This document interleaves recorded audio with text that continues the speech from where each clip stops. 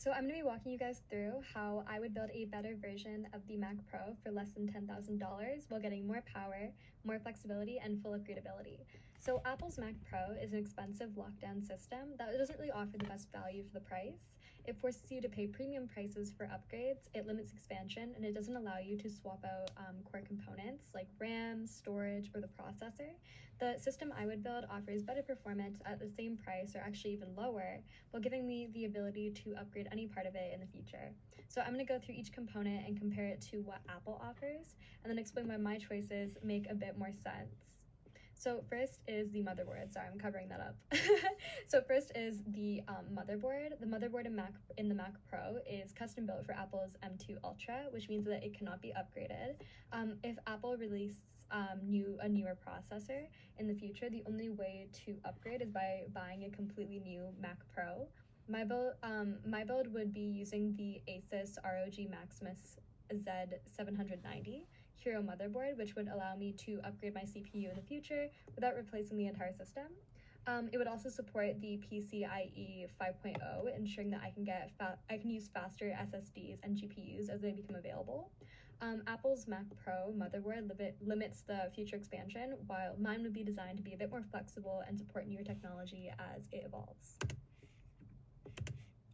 So next is the CPU. The Mac Pro comes with Apple's M2 Ultra, a 24-core processor that runs at a maximum clock speed of 3.5 gigahertz. My build would use the Intel Core i9 chip, which also has 24 cores, but can run up to 6.0 gigahertz. That is nearly twice the clock speed, making it significantly faster in applications that rely on single-core performance, such as Photoshop, UI design, software development, and gaming.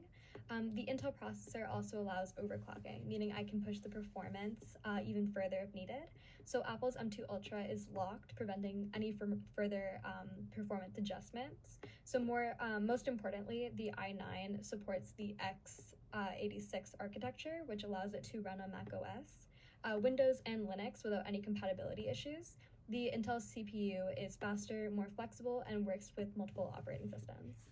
So next is the CPU cooler. So I chose the Corsair 360 millimeter liquid cooler, which really efficiently handles the Intel Core's heat output.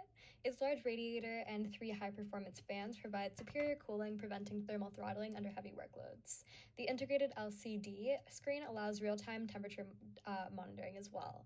So compared to the Mac Pro's air cooling, which unfortunately, air cooling is cheaper, however, liquid cooling is a lot better when it comes to noise, and as well as it's just more efficient.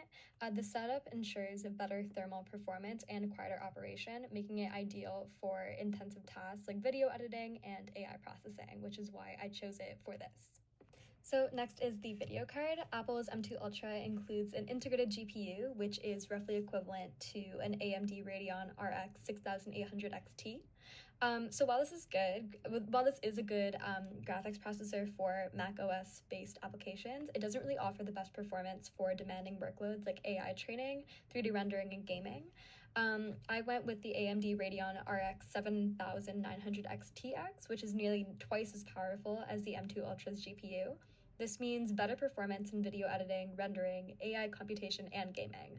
So additionally, my build allows me to replace my GPU with a better one in the future, while Apple's M2 Ultra is built into the processor and cannot be changed.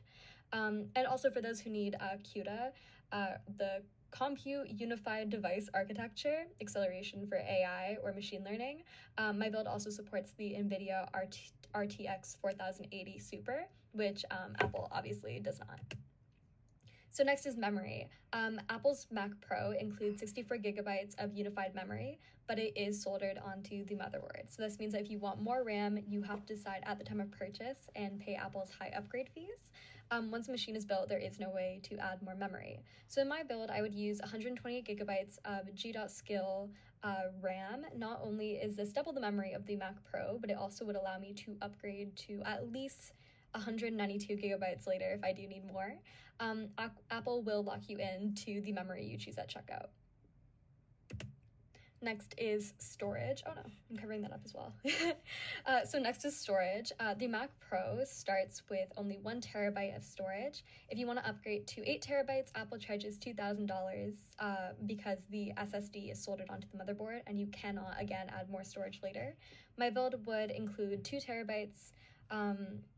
It would include the 2 terabyte Samsung 990 Pro SSD for the operating system and applications, along with a 4 terabyte Crucial SSD for high-speed file storage. So these SSDs are not only faster than what Apple uses, but they also cost significantly less. And the good thing about this is that if I ever need more storage, I can simply just install more drives. And if the person who, were to build this, if they wanted less storage, they could also just add less storage. And you wouldn't have to pay Apple's premium prices. So next is connections. Oh, I don't know why I design my slides like this. The Mac Pro includes 8 Thunderbolt 4 ports, but lacks a variety in connectivity.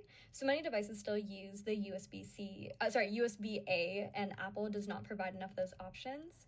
My build would include the USB 4, USB 3.2, and USB-A ports, ensuring compatibility with all modern and legacy devices. I also included a PCIe 5.0 slot, allowing me to install more storage, networking cards, or extra GPUs later. So next is the communications. The Mac Pro supports a Wi-Fi 6E and Bluetooth 5.3, which are solid options. However, upgrading or replacing networking cards is not an option. I would install an Asus adapter, which would give me Wi-Fi 6E and Bluetooth 4.3. But unlike the Mac Pro, this can be updated later if new wireless standards emerge. I would also include an Intel Ethernet card for ultra-fast networking, with matching what Apple provides, but at a fraction of the cost. So next is display support. So the Mac Pro supports up to 8 displays at 4K resolution, 6 displays at 6K, or 3 displays at 8K. So my build would have the same multi-monitor support, but it would go beyond that by using a dedicated AMD Radeon RX 7900 XTX, which would offer superior display outputs, including a DisplayPort 2.1 and an HDMI 2.1. So these ports allow for higher refresh rates, better HDR support, and more flexibility when setting up multiple displays. So with Apple's Mac Pro, your display options are tied to the limitation of the M2 Ultra's integrated GPU, whereas this would allow full customization and future-proofing. So next is the case. So the Mac Pro's case is sleek, but it does kind of prioritize looks over cooling performance. I would choose the Fractal Design Torrent, which is a high airflow case that ensures better cooling while maintaining a professional design. So Apple's Mac Pro case might be aesthetically pleasing, but it does unfortunately lack airflow optimization. My build would prioritize cooling performance with a high airflow case like this. So next is display choice. So I've chosen 2 Dell monitors for this workstation setup. These monitors offer a really good resolution, delivering crisp detail and vibrant colors, making them really ideal for video editing, productivity, and multitasking. Their curved VA panels enhance contrast and immersion, providing more comfortable viewing experience, especially when working with multiple screens. These are also $600 each, so I just thought they'd be a great idea. However, this workstation would be compatible with a lot more screens. These are just the ones I thought would probably be best and just, in my opinion, are the nicest. So next is the power supply. Apple's power supply is, again, non-replaceable, meaning any failure does require Apple service repair. So I would use the Corsair, I would use a Corsair HX 1200i, which is a fully modular 1200 watt platinum rated PSU that can be replaced or upgraded as necessary. Next, for audio, the Mac Pro has a built-in speaker, but it is not ideal for professional use. I opted for the Edifier speakers, which deliver high-quality audio beyond Apple's built-in solution. So next is expansion.